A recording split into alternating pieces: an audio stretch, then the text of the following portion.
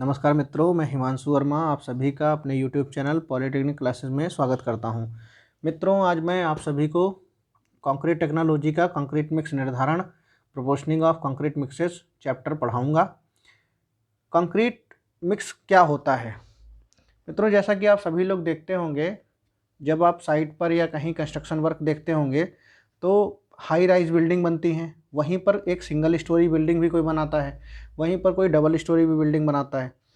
तो आप एक कंक्रीट बनाकर सभी जगह नहीं लगा सकते। अलग अलग स्ट्रेंथ की कंक्रीट अलग अलग जगह यूज होती है। तो उस कंक्रीट में जब स्ट्रेंथ की बात मैंने की तो इसका मतलब है कि उसमें प्रॉपर्टी का इंक्रीमेंट या डिक्रीमेंट किया जा रहा होगा।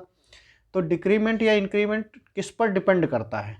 उनके इंग्रेडिएंट्स पर डिपेंड करता है। तो कितना इंग्रेडिएंट्स रखना है, उसका कितना रेशियो रखना है, वह निश्चित करना और उसको मिलाना उन इंग्रेडिएंट्स को, और एक पर्टिकुलर कंक्रीट को यह दर्शाना कि यह इतना स्ट्रेंथ दे पाएगा, यह कहलाता है कंक्रीट मिक्स निर्धारण। तो इसको बुक की भाषा में आप ऐसे लिख सकते हैं कि वांछित सामर्थ्य, मतलब जितना आप चाहते हैं वह गुणों वाली, मतलब प्रॉपर्टीज़ वाली कंक्रीट तैयार करने के लिए इसके इंग्रेडिएंट्स या संघटकों कौन कौन से होते हैं? सीमेंट, महीन मिला हुआ, मोटा मिला हुआ, पानी का युक्त संगत, मतलब जो रेशियो फिक्स हो, जितनी स्ट्रेंथ चाहिए वह रेशियो मिश्रण कंक्रीट मिक्स निर्धारण कहलाता है। ठीक है, चलिए आगे शुरू करते हैं। कंक्रीट मिक्स निर्धारण के उद्देश्य क्या हैं? तो इसका जो ऑब्जेक्ट है, मेन ऑब्जेक्ट, वह होता है कि कंक्रीट को जो कार्य चाहिए उसके हिसाब से कंक्रीट बनाना, मतलब जो निर्धारित सामर्थ्य या गुण है उसके हिसाब से कंक्रीट को तैयार करना। और हम कहीं पर ऐसा ना हो कि कंक्रीट, जैसे कोई काम, जैसे सिंगल स्टोरी है तो उसकी जगह अगर हम 4 मंजिल जो बन रही है वो स्ट्रेंथ का मसाला अगर हम सिंगल स्टोरी में लगा देंगे तो हमारे लिए नुकसान नहीं है, बट वह अनइकोनॉमिक हो जाएगा, है ना। तो हमें इकोनॉमी का भी ध्यान रखना है, उसमें मितव्ययता का भी ध्यान रखना है। ठीक है, तो कंक्रीट की लागत जो है वो न्यूनतम होनी चाहिए। कंक्रीट मिक्स के चयन को प्रभावित करने वाले कारक कौन कौन से हैं? तो कंक्रीट मिक्स चयन को प्रभावित करने वाले कारक हैं आपका संपीड़न सामर्थ्य, वर्क कंप्रेसिव स्ट्रेंथ, सुकार्यता या सुकरता, वर्केबिलिटी, टिकाऊपन, ड्यूरेबिलिटी, मिलावे का अधिकतम माप, मैक्सिमम साइज ऑफ एग्रीगेट, जल सीमेंट अनुपात, वाटर सीमेंट रेशियो, गुणवत्ता नियंत्रण, क्वालिटी कंट्रोल ऑफ इंग्रेडिएंट्स। ठीक है, तो आइए इनके बारे में विस्तृत अध्ययन करते हैं। तो संपीड़न सामर्थ्य, कंक्रीट की संपीड़न सामर्थ्य, जैसा कि आप सभी लोग जानते हैं, कंक्रीट की संपीड़न सामर्थ्य किससे निकालते हैं? आप सीटीएम से निकालते हैं, कंप्रेसिव टेस्टिंग मशीन से। किसी भी कंक्रीट में जब उसकी स्ट्रेंथ को ज्ञात करना होता है तो उसमें सबसे महत्वपूर्ण जो स्ट्रेंथ होती है वो क्या होती है? Compressive strength. क्योंकि जो भवन होते हैं, अधिकांशतः भवन पर संपीड़न सामर्थ्य का बहुत बड़ा प्रभाव होता है। मान लीजिए ये मैंने ब्लॉक्स रखे हैं, इन ब्लॉक्स में जो नंबर 1 पर जो ये ब्लॉक है, इस पे ये जो बियर कर रहा है ये क्या है? उसकी कंप्रेसिव स्ट्रेंथ है। कंक्रीट की टेंसाइल स्ट्रेंथ बहुत कम होती है, जिसके द्वारा उसमें जो है रेनफोर्समेंट प्रोवाइड किया जाता है, ये सभी आप लोग जानते हैं। तो कंक्रीट का अगर हम मिक्स का निर्धारण करेंगे तो हमें सबसे इम्पॉर्टेंट चीज़ है कि उसकी संपीड़न सामर्थ्य होनी चाहिए, और जितनी हमें संपीड़न सामर्थ्य चाहिए उसी हिसाब से हम कंक्रीट मिक्स का निर्धारण करते हैं या कंक्रीट को उत्पादित करते हैं, बनाते हैं। उसके बाद बात करते हैं वर्केबिलिटी की, सुकार्यता की। वर्केबिलिटी क्या होती है? कंक्रीट को बहुत अच्छे से हम उसको प्लेस कर पाएँ, बहुत अच्छे से हम उसको एक जिस जगह पर हमें कंक्रीट को ढालना है अच्छे से उसको हम ढाल पाएँ। तो यह किस पे डिपेंड करता है? यह डिपेंड करता है मिलावों के आकार पर, पानी पर, और जो इंग्रेडिएंट्स उसमें मिला रहे हैं, चाहे एडमिक्सचर्स मिला रहे हैं, उन पर डिपेंड करता है। तो हम जो कंक्रीट मिक्स बनाएंगे, कंक्रीट मिक्स में कभी भी हम जो कॉम्पैक्शन करते हैं वह कॉम्पैक्शन जो है हम मैनुअली नहीं करके, बाकी वो मशीनों से करते हैं, वाइब्रेटर से करते हैं। ठीक है, तो कंक्रीट मिक्स निर्धारण में वर्केबिलिटी का भी महत्व है। और कंक्रीट की सुकार्यता किस पर निर्भर करती है? मिलावों के आकार पर, मिश्रण जल पर, कुटाई विधि से प्रभावित होती है। ठीक है, अब जब आप यहाँ पर बात आ गई है मिश्रण जल की, तो इसका मतलब है कि वो उसमें वाटर के रेशियो की बात आ गई है, एग्रीगेट के शेप की बात आ गई है, और एग्रीगेट के आकार की भी बात आ गई है। तो आकार अगर बड़ा एग्रीगेट होगा तो कोर्स एग्रीगेट या फाइन एग्रीगेट के रेशियो में भी बदलाव होगा, तो इसलिए कंक्रीट मिक्स निर्धारण में वर्केबिलिटी का भी महत्व है। उसके बाद बात करते हैं ड्यूरेबिलिटी की। देखिए, अगर आप जितनी आयु का कंक्रीट बनाना चाहते हैं, जितनी ज़्यादा आयु का, उतना ही ज़्यादा आपको सीमेंट रखना पड़ेगा या ज़्यादा ही उसको स्ट्रेंथ चाहिए, है ना। तो अगर हम ज़्यादा कंक्रीट का स्ट्रेंथ चाहिए, हमें ड्यूरेबिलिटी, टिकाऊपन चाहिए, तो फिर उसमें वाटर सीमेंट रेशियो का भी ध्यान रखना होता है कि कितना हम सीमेंट मिलाएं या कितना सीमेंट में कितना पानी मिलाया जाए, तो इसका चयन किया जाता है। इसके आधार पर ड्यूरेबिलिटी भी कंक्रीट की जो मिक्सिंग है उस पर प्रभाव डालती है।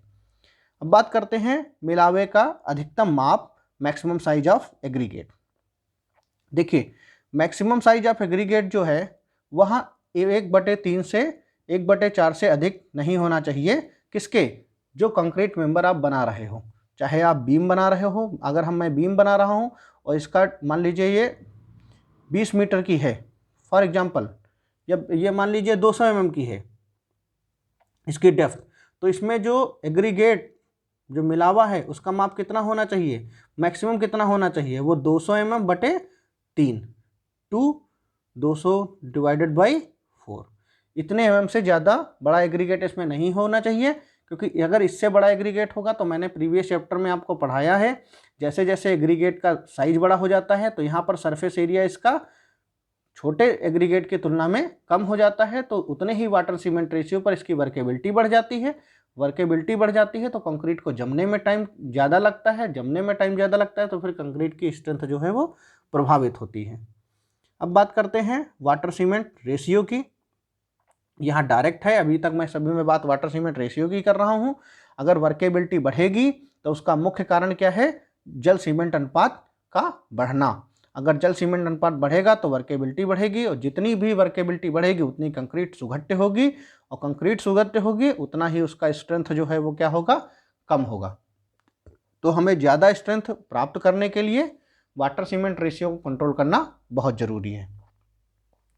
उसके बाद बात करते हैं क्वालिटी कंट्रोल की। तो क्वालिटी कंट्रोल किसमें? एग्रीगेट के निर्धारण के समय उसमें, उसके मटेरियल में, उसकी क्रियाओं पर। कोई अगर हम 5 लीटर पानी मिलाना है हमें कंक्रीट में, तो हमें ये देखना है कि वह 5 लीटर है या नहीं है, उसकी क्वालिटी इंप्रूवमेंट। और पानी की क्या क्वालिटी है, वो पोर्टेबल वाटर है या नहीं है। एग्रीगेट हम मिला रहे हैं तो उस एग्रीगेट में ऐसा तो नहीं है कि एग्रीगेट में जो साइज निर्धारित किया गया है वह नहीं है, अदर साइज है, फ्लैकी है, एलोंगेटेड है। दूसरा, एग्रीगेट जो मिलाया है उसके ऊपर ऐसा तो नहीं है कि उसके ऊपर सैंड की या मिट्टी की लेयर है, बालू जो है वो उसमें क्ले के पार्ट हैं। तो इस तरीके से कहीं पर ऐसा ना हो, या सीमेंट में लम्प्स हैं, ढेले हैं, जिससे स्ट्रेंथ प्रभावित होती है। अब बात करते हैं भारतीय मानक ब्यूरो के अनुसार कंक्रीट की सामर्थ्य तथा ग्रेड। देखिए, भारतीय मानक ब्यूरो जो है वो कंक्रीट जो है वो अभिलाक्षणिक सामर्थ्य पर विचार करती है, अभिलाक्षणिक सामर्थ्य पर विचार करती है। और अभिलाक्षणिक सामर्थ्य कैसे हमें निर्भर किस पे करती है? यह निर्भर करती है सीमेंट के प्रकार पर, उसकी क्वालिटी पर, उसकी प्रॉपर्टीज़ पर, और पानी की मात्रा पर, और कंक्रीट हमने मिक्स कैसे किया है उस पर भी डिपेंड करती है। ठीक है, तो इसमें आप जब पढ़िएगा, आपको टेबल बहुत सारे दे रखी हैं एग्जाम में, चूंकि वो पूछी नहीं जाती हैं इसलिए मैं आपको नहीं बता रहा हूँ उसके बारे में। जिसमें आपका कंक्रीट का रेशियो लिखा है, M20 के लिए कितना रेशियो होता है और कितना उसमें वाटर या आपका एग्रीगेट होते हैं, तो उसकी अभी एग्जाम में ज़रूरत नहीं है। ठीक है, तो अब बात करते हैं कैरेक्टरिस्टिक स्ट्रेंथ। यह 1 नंबर में क्वेश्चन पूछा जा सकता है। क्या होती है कैरेक्टरिस्टिक स्ट्रेंथ?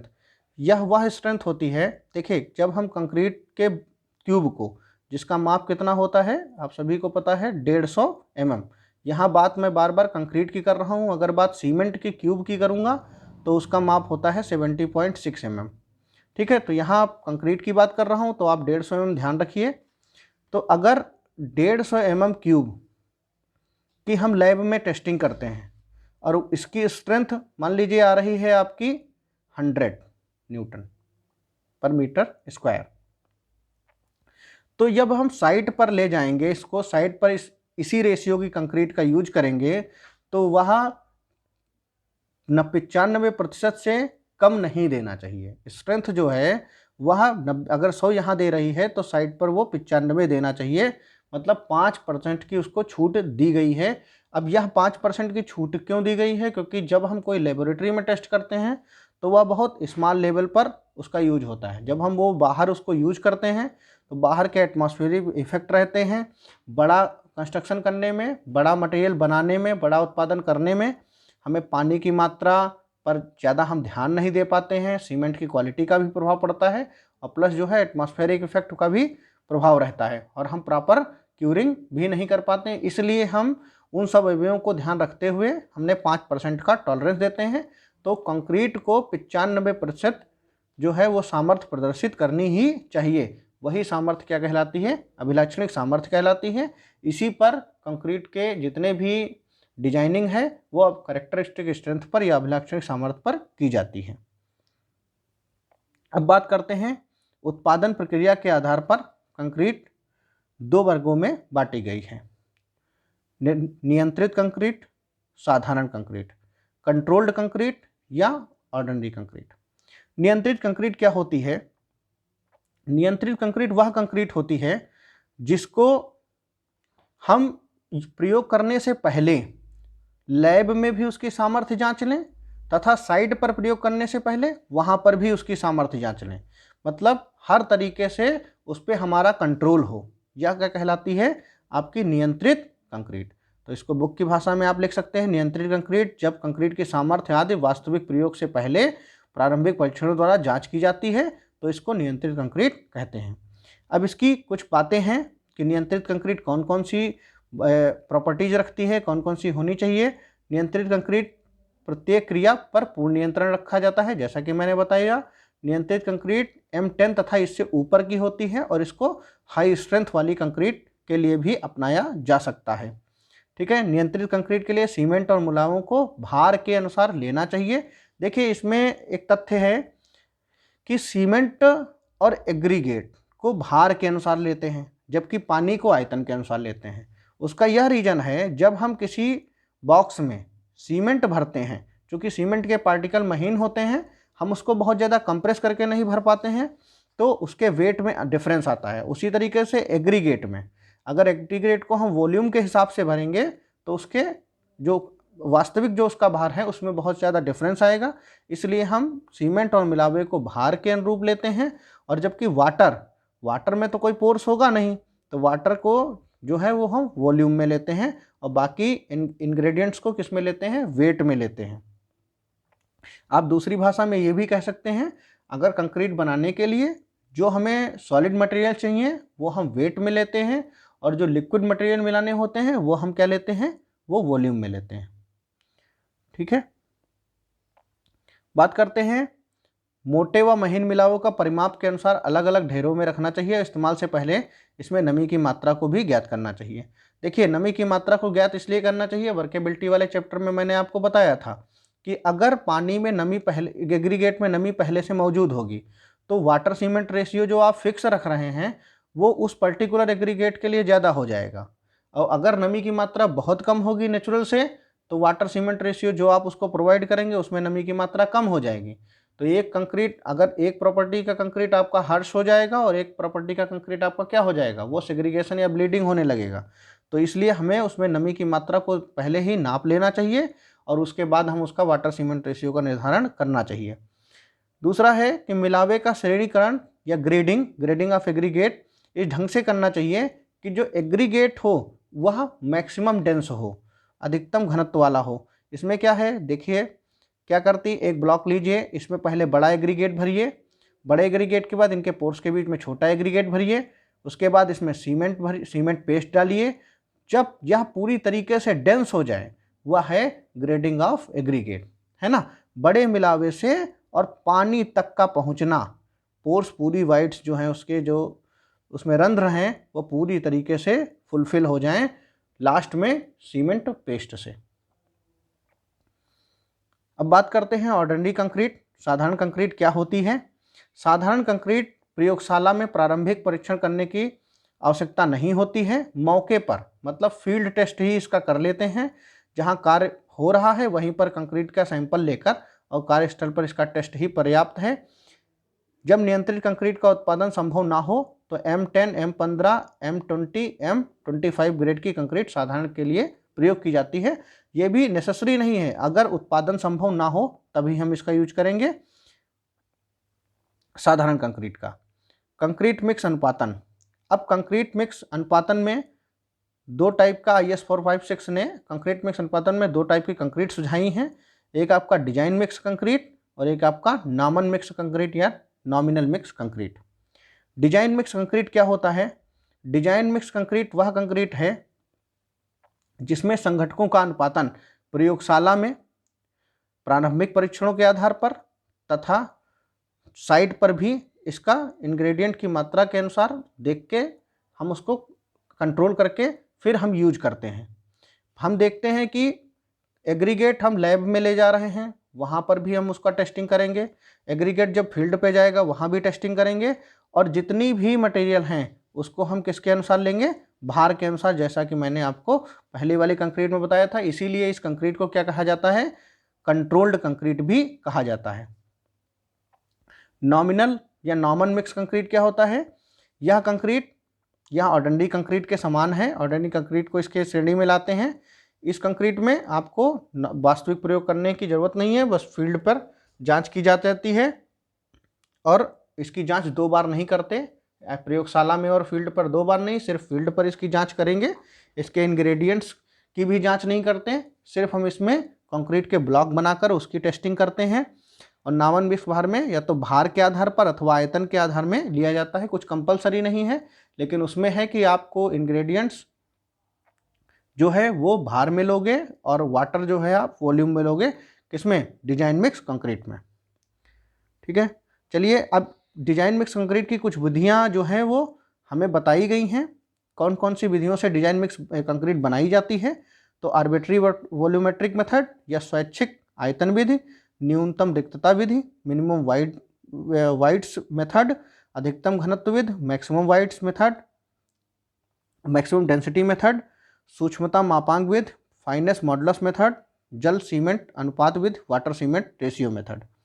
यह जो मेथड बताए गए हैं इनके एक एक बारे में चर्चा करते हैं। पेपर में जो आपके यह मेथड है उसमें आता है कंक्रीट मिक्स क्या होता है और कंक्रीट मिक्स अनुपातन की विधियां कौन कौन सी हैं, किन्हीं एक या दो विधियों की चर्चा कीजिए, उनके बारे में बताइए। इस टाइप से एग्जाम में क्वेश्चन पूछा जाता है। तो बात करते हैं स्वैच्छिक आयतन विधि, आर्बिट्री वॉल्यूमेट्रिक विधि। इस विधि में जो भी इंग्रेडिएंट्स हैं वह सब किसमें? वॉल्यूम में मापे जाते हैं। इस विधि में महीन तथा मोटे मिलावे का अनुपात 1:1.5 से लेकर 1:2.5 या 2.5 के बीच में रखा जाता है। जिस सीमेंट तथा मिलावे का अनुपात कंक्रीट की वांछित सामर्थ्य पर निर्भर करता है। देखिए, जैसे हमें स्ट्रेंथ ज़्यादा चाहिए तो हम सीमेंट की मात्रा ज़्यादा बढ़ा देते हैं, और अगर स्ट्रेंथ कम चाहिए तो अनुमानतः जो है वो सीमेंट की मात्रा को कम कर देते हैं। कोई फिक्स अमाउंट पहले से फिक्स नहीं होता है कि आपको इतना ही सीमेंट मिलाना है या इतना ही एग्रीगेट मिलाना है। पानी में मिश्रण में पानी की मात्रा सुकार्यता को ध्यान में रखते हुए न्यूनतम रखी जाती है। वर्केबिलिटी को हम देखकर फिर पानी की मात्रा को मिलाते हैं, इसके लिए अलग से टेस्टिंग नहीं करते हैं।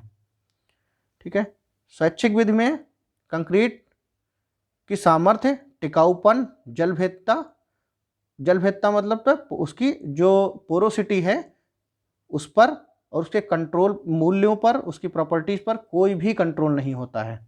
हम इसमें ना तो इसकी स्ट्रेंथ को बढ़ा सकते हैं और ना ही इसकी स्ट्रेंथ में, इसकी प्रॉपर्टीज़ में चेंज कर सकते हैं।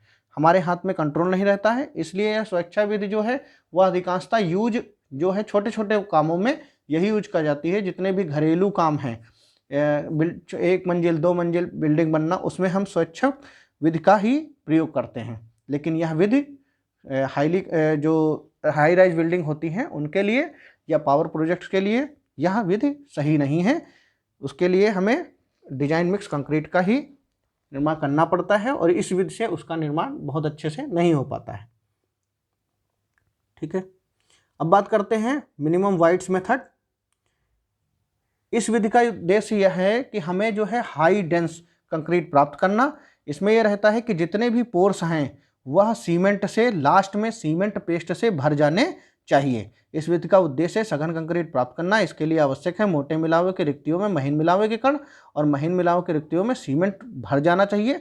सीमेंट भर जाना चाहिए मतलब सीमेंट पेस्ट भर जाना चाहिए, क्योंकि पानी को भी आप छोड़ नहीं सकते, और ताकि सघन कंक्रीट तैयार की जा सके, है ना। जैसे आपने यहाँ पर बड़ा एग्रीगेट, कोर्स एग्रीगेट लिया, अब उसके बाद इसमें फाइन एग्रीगेट रखिए, अब इनके पोर्स में जाके फाइन एग्रीगेट समा गया। इन फाइन एग्रीगेट में जो भी बचा वो आपका सीमेंट ने या सीमेंट के वाटर ने भर लिया। इस प्रकार यहाँ डेंस कंक्रीट आपको मिल गई। ठीक है, इस विधि में यह विधि उपयोगी सिद्ध इसलिए नहीं हुई क्योंकि इसमें ग्रेडिंग नहीं की गई। आपका कोई फिक्स नहीं है कि 10 mm का एग्रीगेट है, उसके बाद 4 का आएगा, उसके बाद 3 का आएगा, उसके बाद 2 का आएगा, फिर सैंड आएगी। ऐसा कुछ फिक्स नहीं कहा गया। आप बस देख के मैक्सिमम डेंस को कंक्रीट को प्राप्त करें, यह कहा गया, इसलिए इसमें यह उपयोगिता सिद्ध नहीं करती है। नेक्स्ट बात करते हैं अधिकतम घनत्व विधि। इस विधि को फुलर के सूत्र से निकाला जाता है। फुलर के सूत्र या भी जो रिक्तता विधि है, मिनिमम वाइड्स मेथड है, उसके आधार पर उसका संशोधित रूप है, उसको जो है और अच्छा किया गया है। फार्मूला उसको दिया गया है कि उस फार्मूले के आधार पर यह निकाल सकें। इसमें भी मैक्सिमम डेंसिटी प्राप्त करनी होती है।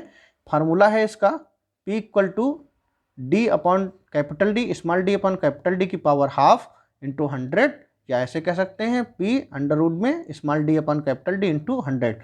यहाँ पर P क्या है? P जो है मिश्रण में D माप से महीन कणों का प्रतिशत है। अब D माप से महीन कण कौन से होंगे? या तो महीन मिलावा हुआ सीमेंट होगी, और स्मॉल डी क्या है? महीन मिलावे का अधिकतम माप, और कैपिटल डी क्या है? मोटे मिलावे का अधिकतम माप। तो इससे हम ये पता कर लेते हैं कि जो महीन पार्टिकल हैं उनकी संख्या कितनी पड़नी है, उसका परसेंटेज।